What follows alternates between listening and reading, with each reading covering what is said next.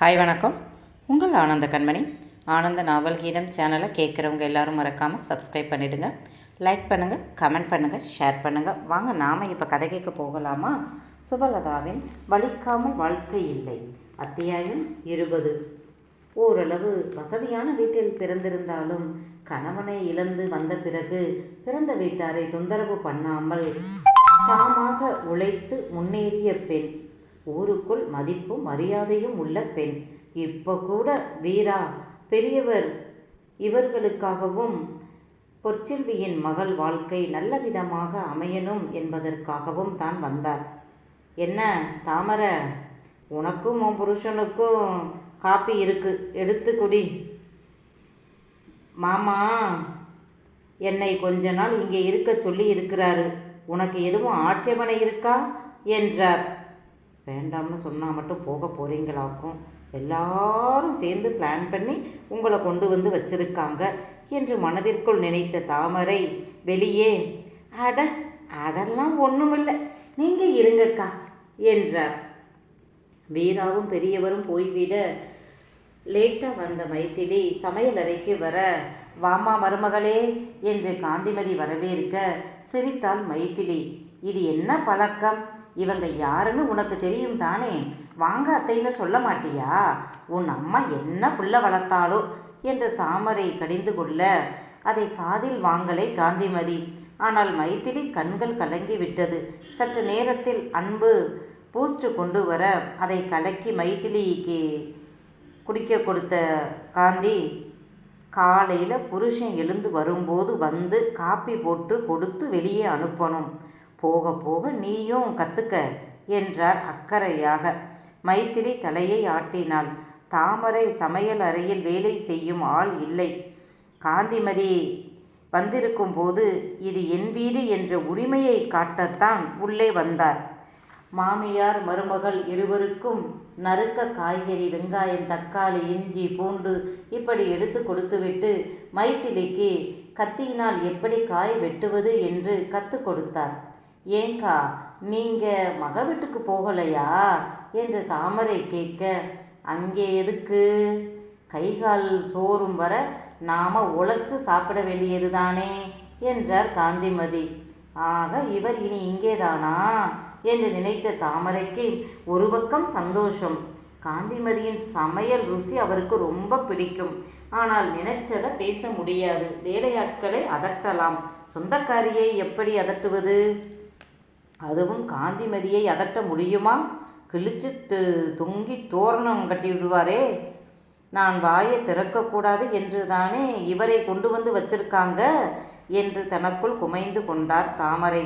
மைத்திலியிடம் முகம் கொடுத்து பேசவில்லை தாமரை. வெங்காயம் உரித்த மைத்திலியின் கண்களில் கண்ணீர் வழிந்தது. காந்திமதிக்கு பாவமாக இருந்தாலும் கிராமத்துக்காரனை கட்டிக்கிட்டவ, கஞ்சி காய்ச்ச தெரியாட்டி எப்படி? நான் 10 வயசில் சமைக்க கற்றுக்கிட்டேன், இவ 19 வயசில் கற்றுக்கிறா. அழுதாலும் இது அவளுக்கு நல்லது என்று கண்ணீர் வராமல் எப்படி ஈஸியாக உரிப்பது என்று டிப்ஸ் கொடுத்தார். இதை பார்க்க தாமரைக்கு சந்தோஷமாக இருந்தது. இதுவே என் பேத்தியா இருந்தால் இதெல்லாம் செய்யணுமா என்ன? ஏன், எனக்கே இன்னும் சமையல் ஒழுங்காக வராதே. தமிழு அவள் அப்பத்தா கிட்ட கற்றுக்கொண்டது தான் சமையல். வெண்பொங்கலும் சாம்பாரும் தேங்காய் சட்னியும் செய்தார். செந்தாமரை அதிகம் பேசலை, அதே சமயம் சமையல் கட்டை விட்டு போகவும் இல்லை. காந்திமதி மைத்திலி கிட்ட சின்ன சின்ன வேலைகள் வாங்கினாள். இந்த பிடிதுணியை வச்சு அடுப்பில் இருக்கும் சட்டியை இப்படி பிடிச்சு இப்படி கிளறு என்று சொல்லி கொடுத்தார். அச்சோ அத்தை, சுடுது என்று அவள் துணியை தூக்கி போட்டு கத்த, பார்த்து, அப்படி இல்லை இப்படி என்று திரும்ப சொல்லி கொடுத்தார். 8:30 மணிக்கு அன்பு சாப்பிட்டு விட்டு கடைக்கு போகும்போது, பேத்தி உனக்கு என்ன வேணும், எழுதித்தா என்று கேட்டு வாங்கி போனார். தாமரை கணவருக்கு பரிமாறினார். மெல்லிய குரலில், என் வாயை மூடத்தானே இவங்களை கூட்டி வந்திருக்கீங்க என்று கேட்க, கூப்பிட்டது நான் தான், ஆனால் கூப்பிட சொன்னது ஓ மகன். ஓஹோ, நேற்று தாலி கட்டுனதுக்குள்ளே இந்த அளவு ஆகி போச்சா? என்னைக்கு கட்டினா என்ன, கட்டினதோட சரி. ஆம்பளைக சவடால் எல்லாம் அப்புறம் நீங்கள் வச்சது தானே சட்டமாக இருக்கு என்றார். அவரும் மெல்லிய குரலில், இருக்கட்டும் இருக்கட்டும், எத்தனை நாளைக்குன்னு பார்க்குறேன் என்றார் தாமரை. 10 மணிக்கு வந்த பெரியவருக்கும் வீராவுக்கும் மைத்திலி பரிமாறினாள். கையில் எடுத்த பொங்கலில் பாதிதான் தட்டில் விழுந்தது. மீதி சட்டிக்கும் தட்டுக்கும் இடையே விழுந்தது. அச்சோ என்று அவள் அதை கையால் எடுக்கப் போக அவள் கைப்பிடித்த வீரா, எடுக்காத, கவனமா போடு என்றான் இறுகிய குரலில். அவன் குரலே அப்படித்தான். ஆனால் அவளுக்கு தெரியாதே. கண்கள் கலங்கி விட்டது. விடுதாயி, போக போக பழகிடுவ என்றார் பெரியவர். தாமரை சாப்பிட்டு விட்டு பெரிய தூக்குவாளியில் சாப்பாடு எடுத்துக்கொண்டு மக வீட்டிற்கு போனார். அங்கே பெண்கள் மூவரும் ஆளுக்கு ஒரு மூலையில் சுருண்டு இருக்க ஆயாவை பார்த்த தேவி ஓடி வந்து தூக்குவாளியை வாங்கியவள், உன் சமையல் சகிக்காதே, என்ன பண்ணுறது, நேற்று ராத்திரியும் சாப்பிடல, பட்டினி, இப்பவும் எதுவும் செய்யலை என்றவள் தட்டில் எடுத்து போட்டு ஒரு வாய் சாப்பிட்டவள், இது உன் சமையல் இல்லையே மைத்திலி, சான்ஸே இல்லை. அப்போ புது சமையல்காரியா என்று தேவி கேட்க, இல்லை, காந்திமதி வந்திருக்கா என்றதும் வாரி சுருட்டி எழுந்தாள் தமிழ். என்னது, அவரா? ஏன்? உன் தம்பி தான், அவன் பொண்டாட்டியை நான் எதுவும் பேசிடக்கூடாதுல்ல, அதுதான் கூப்பிட்டு இருக்கிறான். இருக்கட்டும், எத்தனை நாளைக்குன்னு சொல்ல. என்னம்மா சொல்கிற, இது நல்லது இல்லையே என்று தமிழ் சொல்ல, நாம் நினச்சது ஒன்று, நடந்தது ஒன்று, என்ன பண்ணுறது, உன் ஐயா சொல்கிற கதையெல்லாம் நம்புகிற மாதிரி இல்லை. பொற்செல்வியும் அவள் வீட்டுக்காரரும் ஜாதகமெல்லாம் பார்க்க மாட்டார்கள். பொண்ணு எப்போவாவது நம்ம ஊர் ஜோசியர்கிட்ட தான் வரும்போது வர சொல்லி பாப்பா. வேறு ஏதோ நடந்திருக்கு. இந்த குட்டியும் சந்தோஷமாக இல்லை. அவங்க வசதிக்கு வீராவுக்கு கட்ட வேண்டிய அவசியமே இல்லை. வேறு ஏதோ இருக்கு. 3 ஆம்பளைகளும் வாயே திறக்க மாட்டாங்க என்ற தாமரை, அது சரி, நீயே இப்படி கிடக்கிற, பிள்ளைகளுக்கு ஏதாவது செஞ்சு கொடுக்க வேண்டியது தானே. என்னத்தை வச்சு சமைக்கிறது, வீட்டில் உப்பு புளி மிளகா கூட கிடையாது, எல்லாம் என் தலை விதி. அம்மா, என்ன செய்வியோ எனக்கு தெரியாது. ஸ்ரீக்கு மாப்பிள்ளை பார்க்க சொல்லு, அதுவும் நல்ல வசதியான வீடாக இருக்கணும். உன் மகன் அவனோட சொத்தை விற்று என் மகளுக்கு கல்யாணம் பண்ணணும். அதுதான் கோடீஸ்வரியா கட்டி குட்டி வந்திருக்கிறானே. ஏதோ ஒரு வகையில் இந்த குட்டியை வெளியே கட்ட முடியாமல் போச்சு போல. அதுதான் உன் புருஷன் மண்டையை கழுவி உன் மகன் தலையில் கட்டிட்டாங்க.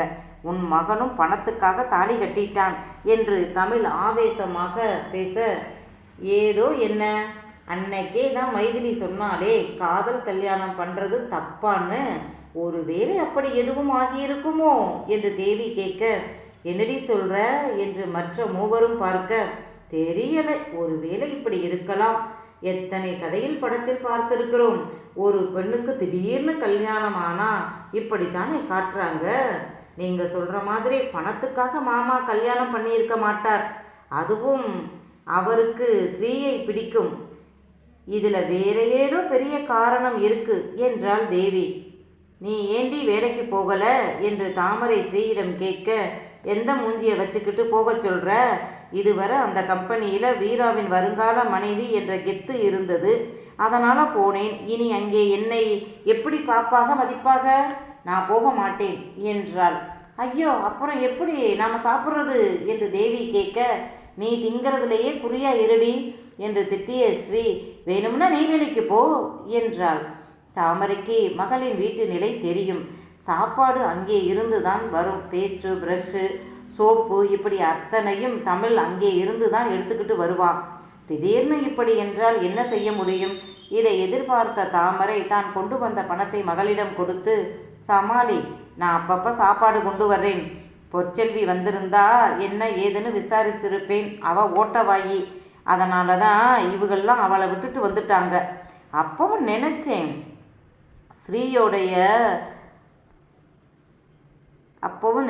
ஸ்ரீயோடைய ஓடு முளைக்காமல் போன போதே எனக்கு சங்கடம்தான்.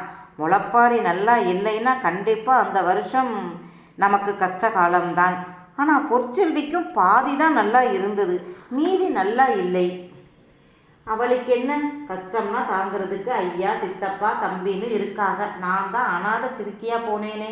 அப்பாவுக்கு எப்போவுமே அவள் தான் ஒசத்தி. அப்பத்தா இருந்தபோதே எனக்கு தான் வேலையெல்லாம் கொடுப்பாங்க. இவளை எதுவுமே சொல்ல மாட்டாங்க. நான் தான் அன்னைக்கும் சீப்பட்டேன், இன்னைக்கும் சீப்படுறேன். இதுவே செல்வி மகளை பேசி இருந்தால் இப்படியா சொல்லாமல் கொள்ளாமல் ஐயாவும் அப்பாவும் வேற பொண்ணை கட்டுவாங்க? அந்த மாப்பிள்ளைக்கிட்ட பயம் இருக்கும். இதுவே என் புருஷன்னா குடிகாரன், ஒன்றுமில்லாதவன். எங்களுக்கு கேட்க யார் இருக்கா? என் குழந்தை மொண்டாட்டி ராத்திரியே கைகொட்டி தான் சிரிக்கிறா. பிறந்த வீடுன்னு போனியே, இப்போ என்ன ஆச்சு பார்த்தியா?